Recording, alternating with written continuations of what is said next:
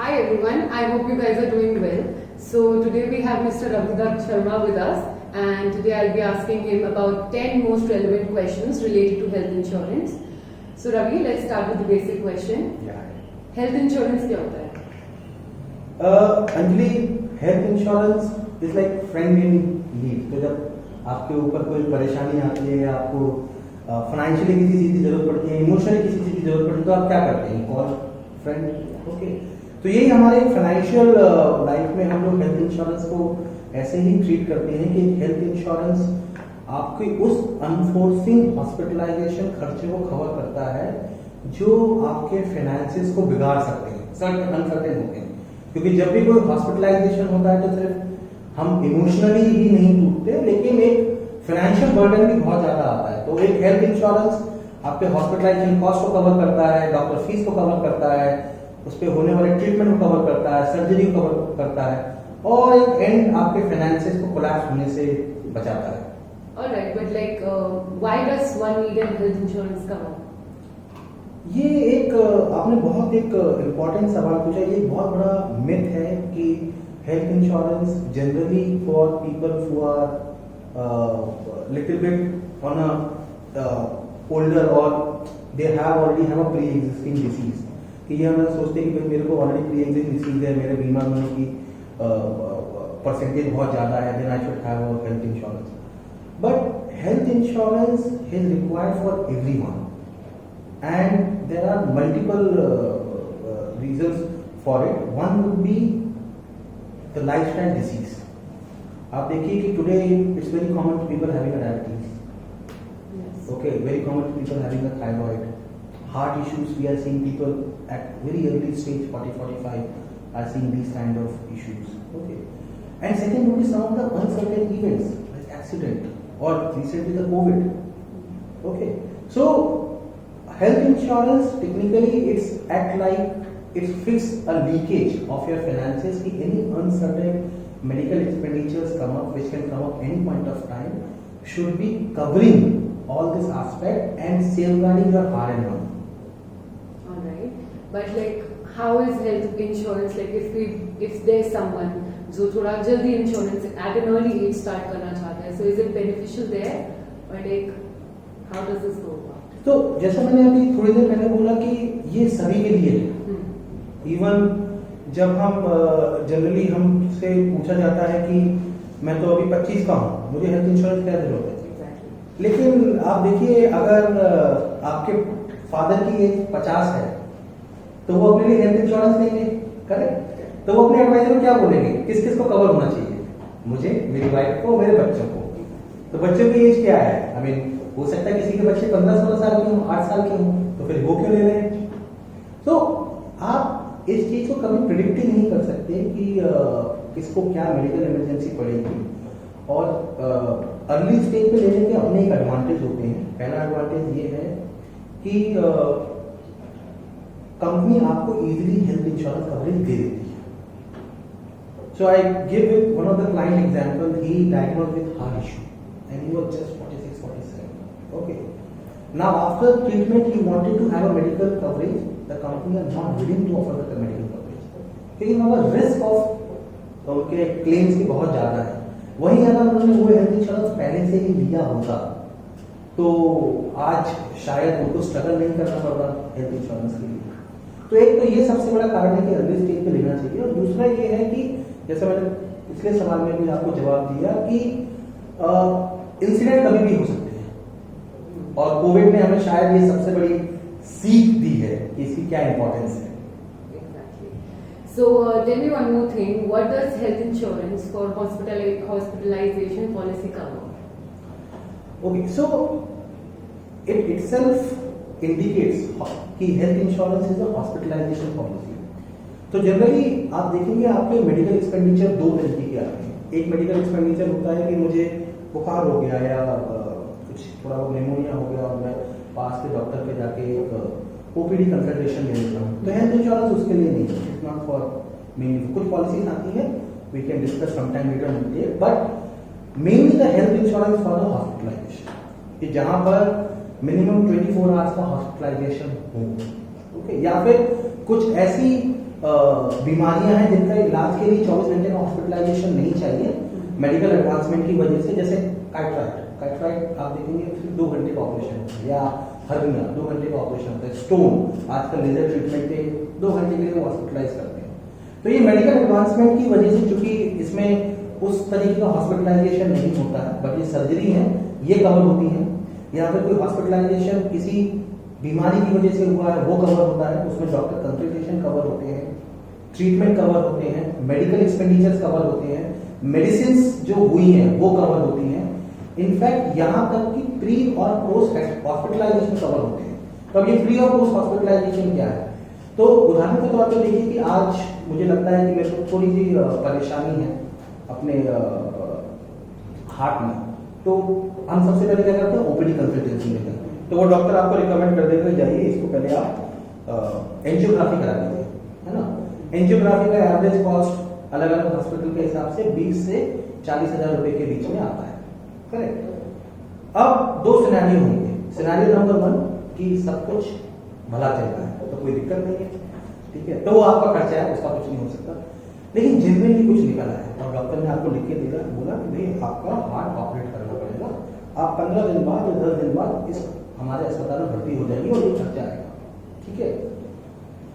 तो जब आप भर्ती हुए वो तो हॉस्पिटलाइजेशन हो गया, वो तो कवर होगा, लेकिन उससे पहले जो आपने खर्चा किया डॉक्टर से मिलने का, कुछ दवाइयां दी उसमें, या वो टेस्ट आपने कराया, है ना, तो हॉस्पिटलाइजेशन होने के 1 महीने पहले तक जो भी आपने खर्चे किए हैं इस बीमारी से रिलेटेड, उसे प्री हॉस्पिटलाइजेशन कहते हैं, वो भी आपकी हेल्थ इंश्योरेंस पॉलिसी में कवर होता है। उसके बाद क्या हुआ कि ट्रीटमेंट हो गया, डॉक्टर ने आपको घर भेज दिया, लेकिन ऐसा तो है नहीं कि वहां पर सब चीजें खत्म हो जाती है। वो क्या बोलता है कि आपको मेरे को हर महीने आके दिखाना है, वो मेडिसिन देगा, मेडिसिन एक्सपेंसिव है। तो हॉस्पिटलाइजेशन से निकलने के बाद जो अगले depends on policy to policy but averagely 60 days, तो हॉस्पिटलाइजेशन के 60 दिन तक जो भी उस बीमारी से रिलेटेड खर्चे हुए, चाहे वो मेडिसिन के फॉर्म में, डॉक्टर कंसल्टेशन के फॉर्म में या टेस्ट के फॉर्म में, वो भी आपके हेल्थ इंश्योरेंस में कवर होते हैं। कुछ कंपनीज उसको पोस्ट हॉस्पिटलाइजेशन 90 डेज भी रखती हैं, कुछ कंपनीज उसको 180 डेज भी रखती हैं। तो जब आप कोई प्रोडक्ट परचेज करें तो आप देख सकते हैं कि प्री और हॉस्पिटलाइजेशन कितने दिन तक कवर्ड है, बट ये सब भी एक हेल्थ इंश्योरेंस के अंदर कवर होता है। ऑलराइट, so मतलब इन सब चीजों से ये पता चलता है कि हेल्थ इंश्योरेंस में काफी सारी चीजें कवर्ड हैं जी। But is there anything which is not covered in health insurance? तो जनरली अगर कोई जेन्युइन मेडिकल एक्सपेंडिचर है या जेन्युइन मेडिकल हॉस्पिटलाइजेशन है तो हेल्थ इंश्योरेंस में कवर्ड है। लेकिन हम इस कंट्री में रहते हैं तो कई सारे लिमिटेशंस हैं उसके, तो इस पर आईआरडीए ने बकायदा सर्कुलर, ये आईआरडीए गाइडलाइंस है, nothing to do with any company, standard guidelines है।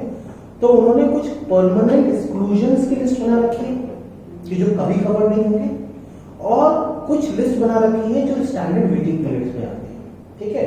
तो इसमें 3 कैटेगरीज है। पहला है कि जब भी आप हेल्थ इंश्योरेंस लेते हैं तो पहले 30 दिन तक आपका हॉस्पिटलाइजेशन कवर नहीं होगा, एक्सक्लूडिंग एक्सीडेंट, क्योंकि आप एक्सीडेंट को प्रेडिक्ट नहीं कर सकते, करेक्ट, बाकी में लोग उसका मिसयूज कर सकते हैं। दूसरी कैटेगरी हो गई जहां पर स्लो ग्रोइंग डिसीज आपकी 2 साल तक कवर नहीं होगी। अब ये क्यों है, ये बड़ा इंटरेस्टिंग सवाल है। स्लो ग्रोइंग डिसीज वो होती हैं जिनके ट्रीटमेंट इमीडिएट जरूरत नहीं है।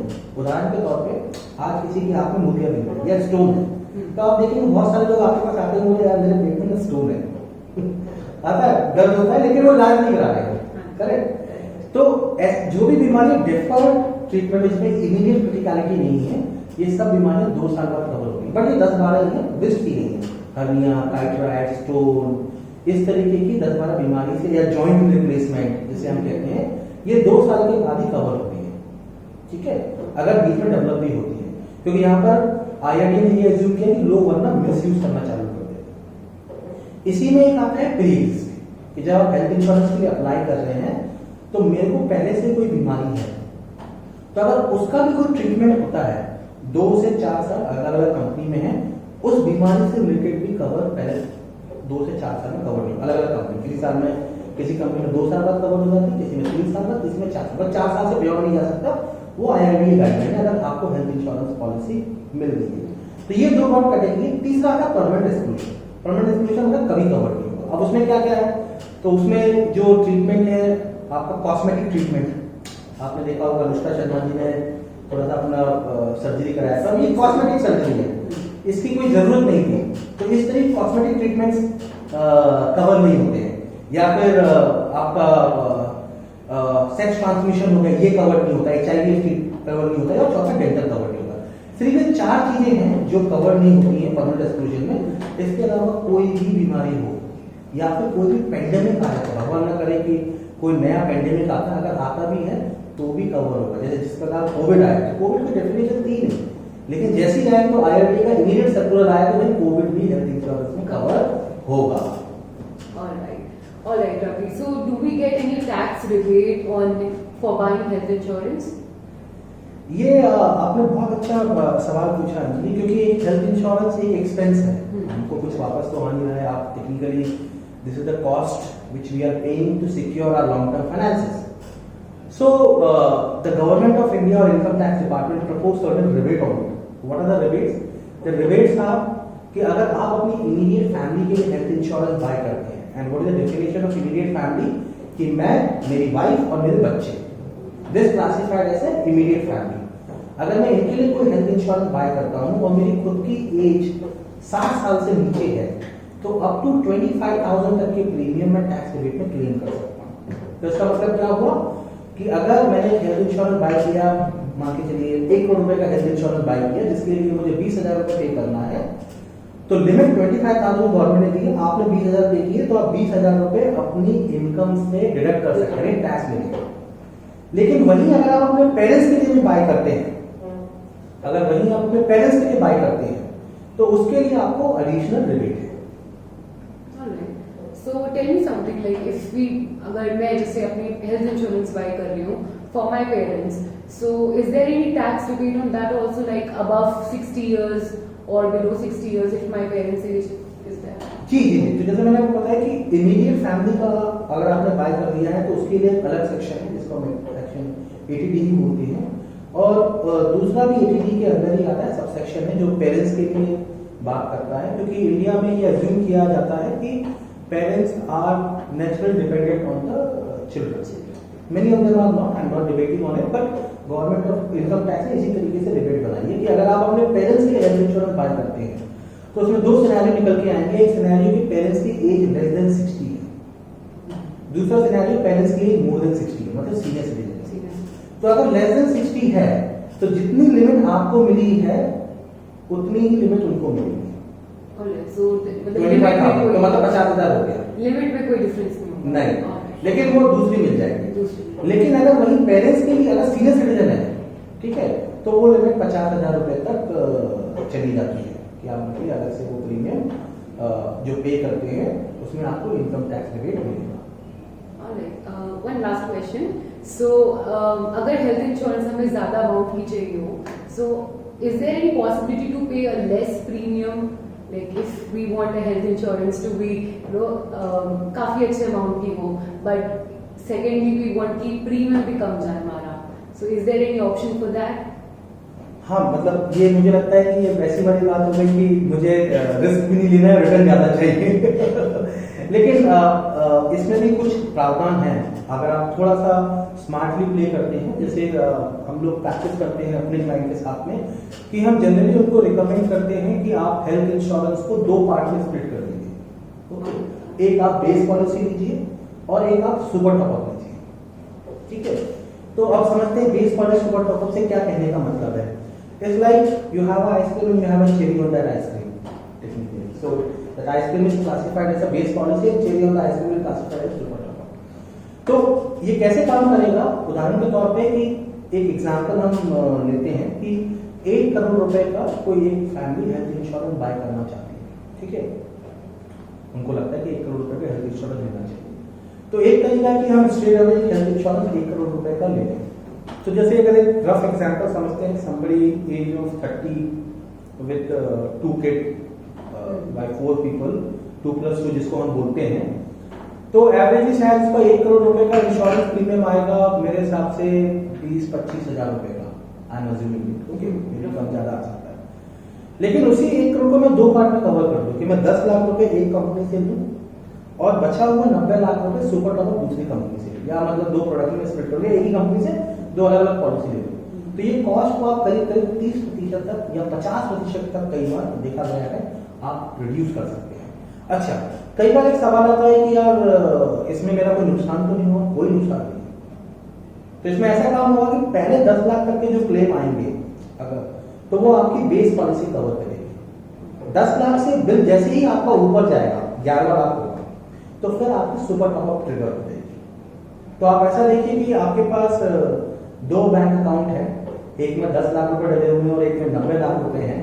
तो बस कंडीशन ये है कि 90 लाख वाले को आप तब तक अनलॉक नहीं कर सकते जब तक आप 10 लाख वाले को एग्जॉस्ट ना कर चुके। तो आप पहले 10 लाख खत्म करेंगे, फिर यहाँ से आपको कंफर्मेशन मिलेगा यू हैव इनसफिशिएंट बैलेंस, और फिर आप 90 लाख वाले को टारगेट करेंगे। Thank you so much for sharing such insights, and thank you everyone for watching.